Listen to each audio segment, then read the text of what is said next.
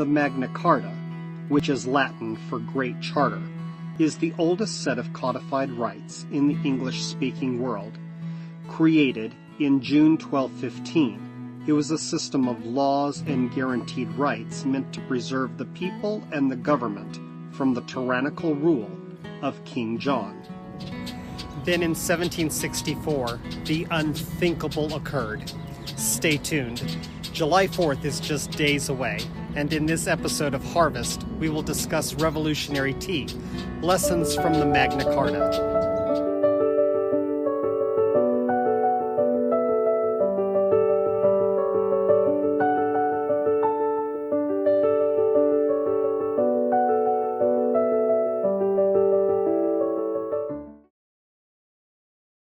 And where the Spirit of the Lord is, there is liberty. The French and Indian War was also known as the 7 Years' War, and it was a major defining moment in the fate of North America. By 1754, 60,000 French citizens called North America home, in comparison to 2 million British citizens. The war would determine who North America ultimately would be governed and owned by: France under King Louis XVI, or Britain under King George III. The various native tribes sided with both the French and the English.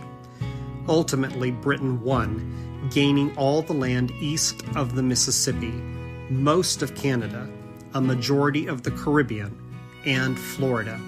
Western portion of the Louisiana Territory from the Mississippi River to as far west as Colorado was ceded to the French.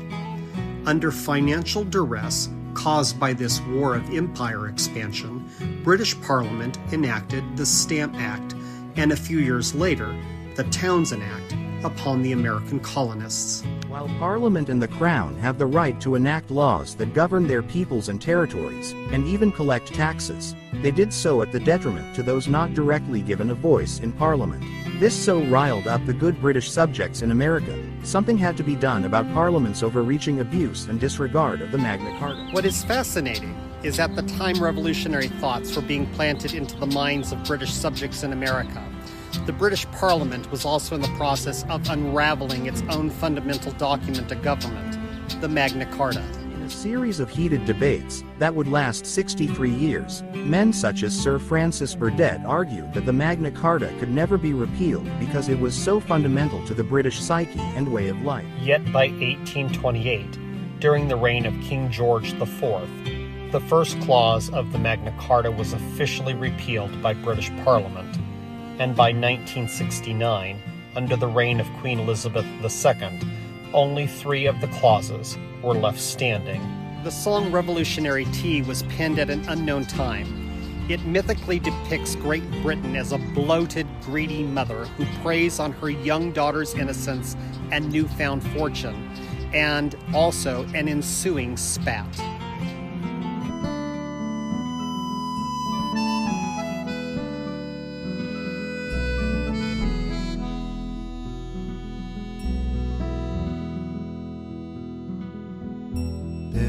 An old lady lived over the sea, and she was an island queen. Her daughter lived off in a new country with an ocean of water between.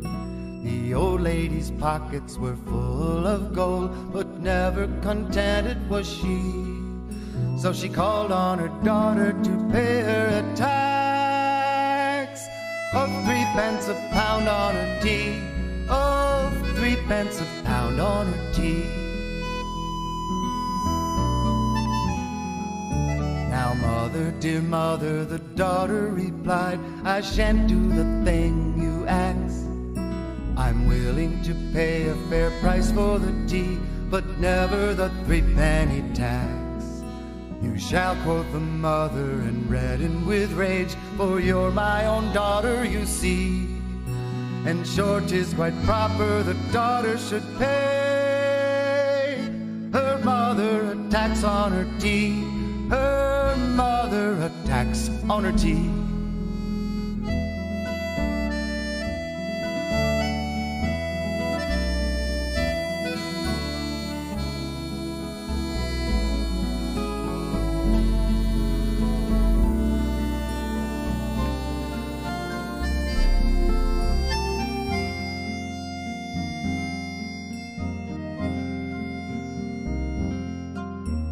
And so the old lady, her servant, called up and packed off a budget of tea.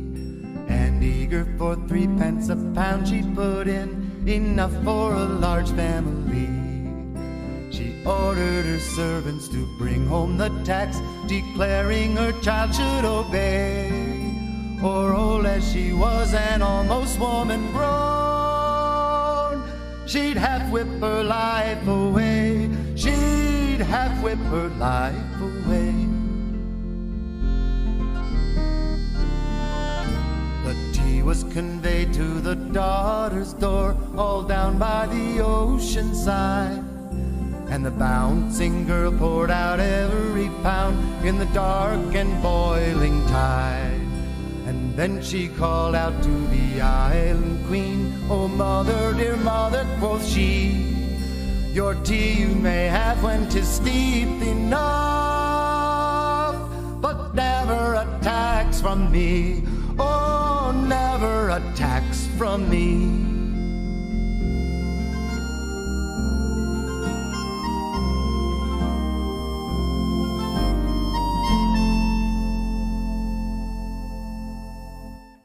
The cut between mother and daughter was so deep that it remained unhealed until 1941 and was brought to restitution because mother finally recognized her daughter's superiority, and mother desperately needed the daughter's help during World War I.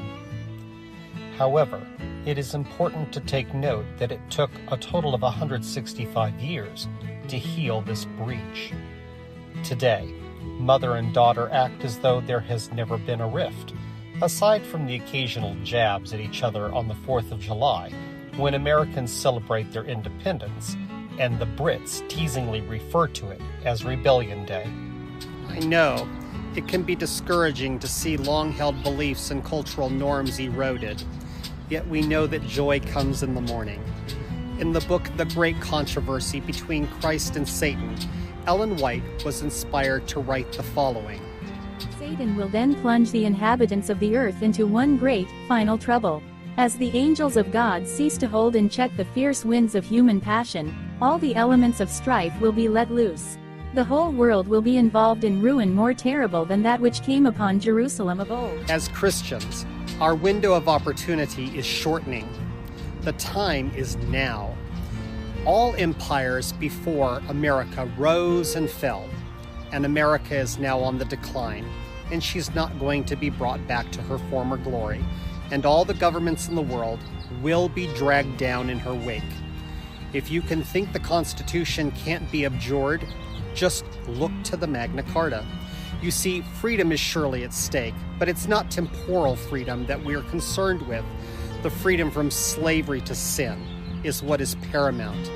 We have reached the very edge of the toenails in Nebuchadnezzar's dream. Jesus is coming. The new buzzword is woke. Jesus, too, is pleading with you today to wake up. Realize where you are in the stream of time. Share your belief with your neighbors, your co-workers, to every kindred and nation. You may not be able to go far, but you can go near. Earth's final hours are upon us, and our temporal freedoms to share our belief and personal knowledge of Jesus will soon be taken away from us. May it not be laid to your charge by family, friends, acquaintances you knew and you didn't tell us. This has been a special presentation of Harvest with your host, Dr. Michael John Cookenmaster. Thanks for watching. You may watch Harvest two ways. On YouTube, be sure to subscribe at Harvest Ministries, or on Facebook through Dr. Cookenmaster's page. Be sure to like, comment, and share. See you next time.